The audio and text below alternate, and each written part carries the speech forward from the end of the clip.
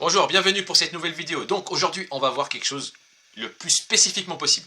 Quels business vont cartonner en 2024 et surtout comment on peut en profiter. Et je vais donner, restez bien jusqu'au bout de la vidéo, je vais donner le maximum de contexte précis et comment, avec des exemples de certains secteurs d'activité, comment on peut rentrer dedans. D'accord? L'idée, c'est, on n'a pas besoin d'avoir de l'argent, on peut démarrer assez facilement. Donc ce que je vous propose, c'est de diviser en fait en deux grandes parties les business qui sont à notre portée et surtout où il y a déjà de la demande, d'accord? Alors comment je me suis organisé? Je ne veux pas aujourd'hui prendre de risques, d'accord? Je veux aller là où le marché est déjà demandeur, où je suis sûr de pouvoir travailler et la stratégie que je mets en place me permet d'avoir une évolution, d'accord? Donc pour moi il y a deux grands marchés où il y a déjà de la demande et il suffit de se baisser pour ramasser du travail, c'est tout ce qui est artisanat et tout ce qui est expertise. Et je m'explique. Artisanat, c'est quoi? Artisanat, ça va être, par exemple, tout ce qui est travaux, tout ce qui est électricité, plombier, maçon, carreleur, même taxi, VTC, chauffeur poids lourd indépendant, etc. Tout ce qui va nécessiter, en fait, du travail physique, d'accord? Donc, il y en a avec plus d'expertise métier, d'autres un peu moins ou pas du tout, mais il y a une manière de rentrer dedans même si vous n'avez pas du tout cette expertise technique, et je vais vous expliquer pourquoi. Pourquoi et comment, ok? Donc voilà, regardez, là, il y a un article où on parle en fait de la pénurie ici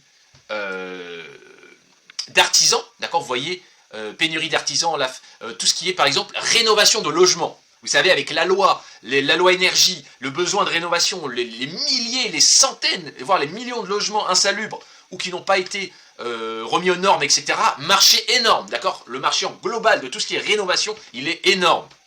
Donc, qu'est-ce qu'on peut faire? Donc, il y a deux solutions. Soit vous êtes un artisan de n'importe quel corps de métier, et là, vous y allez avec une vision professionnelle, d'accord? Soit vous êtes quelqu'un d'un peu plus, par exemple, moi je ne pourrais pas, je suis pas quelqu'un qui est très technique, je n'ai pas d'aptitude manuelle, par contre je me positionnerai comme une sorte de courtier, c'est-à-dire je serai plus commercial, parce qu'aujourd'hui, qu'est-ce que cherchent les clients?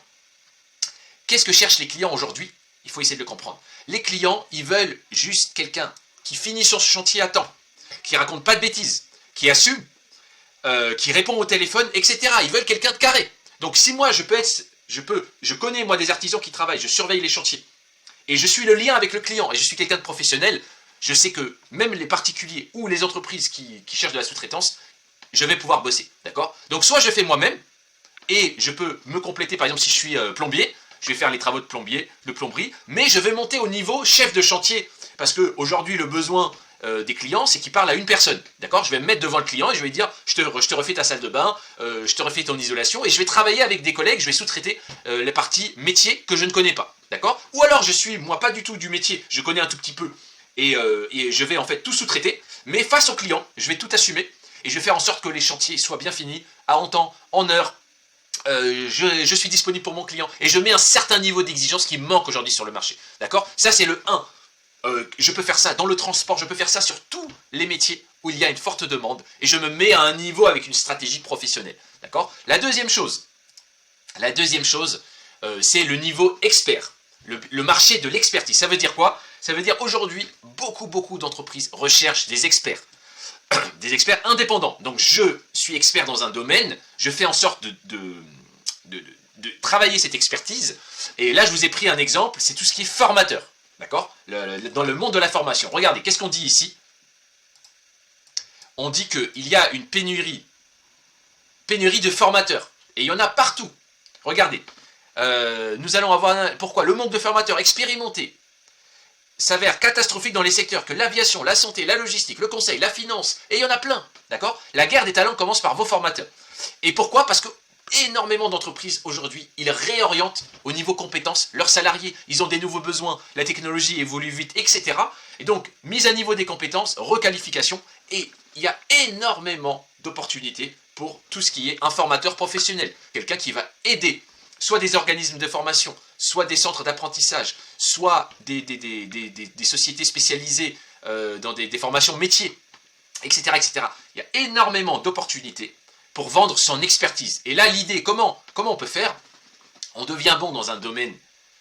Donc par exemple, je sais pas, le management, d'accord? Je forme des managers, je m'attaque à toutes les problématiques de management qui sont partout dans les entreprises.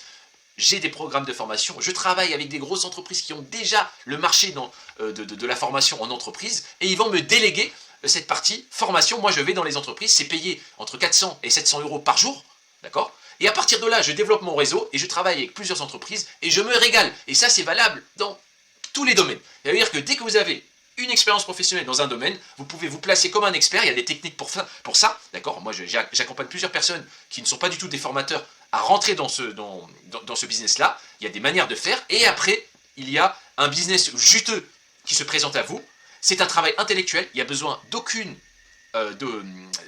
apport, il n'y a pas besoin d'investir quoi que ce soit, donc c'est tout bénef. Et en plus, sur les années à venir, c'est un secteur qui est en train d'exploser, de plus en plus d'entreprises ferment certains départements, certains métiers, et recrutent dans de nouveaux, d'accord? Et tout ça, il y a un besoin général de formation en France qui est énorme. Et ça, pour un indépendant, c'est une chance incroyable pour se lancer dedans, d'accord? Donc maintenant, on va clôturer la vidéo, tout ça pour vous montrer que n'essayez pas de dire qu'est-ce qui fonctionne en fait.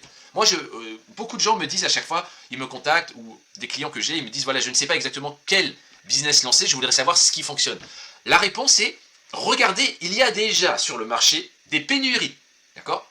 Donc, regardez dans quel secteur où il y a pénurie, où il y a forte demande, vous voyez, et après, on adopte une stratégie la plus professionnelle possible pour intégrer ce marché et se positionner comme quelqu'un qui va mettre un niveau supérieur par rapport à nos clients. Et là, c'est facile, parce que la plupart des indépendants aujourd'hui sont des amateurs. Ils n'ont pas une vision, une stratégie, ils ne sont pas, en fait, crédibles vraiment aux yeux des clients, ils n'attachent pas d'importance aux détails. Donc quand vous arrivez à faire ça, dans des marchés où il y a déjà une forte demande, en fait la question c'est juste combien vous allez gagner. Le business est garanti.